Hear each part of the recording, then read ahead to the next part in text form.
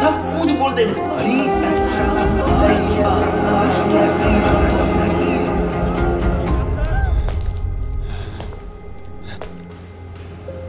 माँ,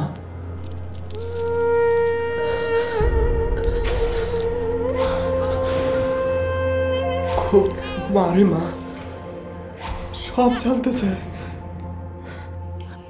শক্ত হয়ে থেকো বাবা, সহ্য করো, কারো নাম বলবে না। অনেকদিন ভাত খাই না, আবার আসলে ভাত নিয়ে এসো।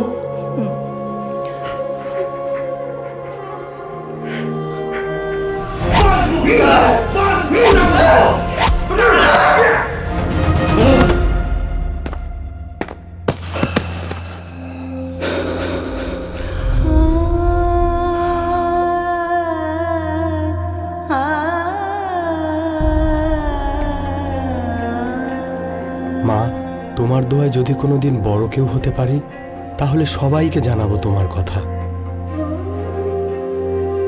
মা, আমি যুদ্ধে যেতে চাই। আমার প্রয়োজন মেটাতে তোমাকে মানুষ করিনি বাবা, করেছি দেশের মানুষের জন্য। যুদ্ধে যাও, দেশ স্বাধীন করো।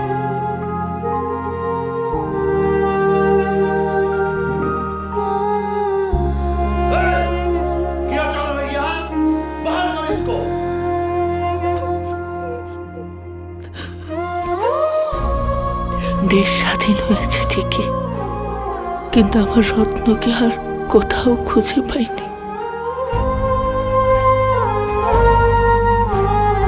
আজাদের মা মারা যান 1985 সালে। 1971 থেকে মৃত্যুর আগ পর্যন্ত তিনি ভাত মুখে দেননি, আর ঘুমিয়েছেন মেঝেতে।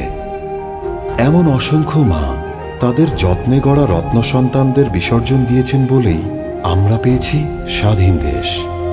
তাদের এই ঋণ কখনোই শোধ হবার নয়।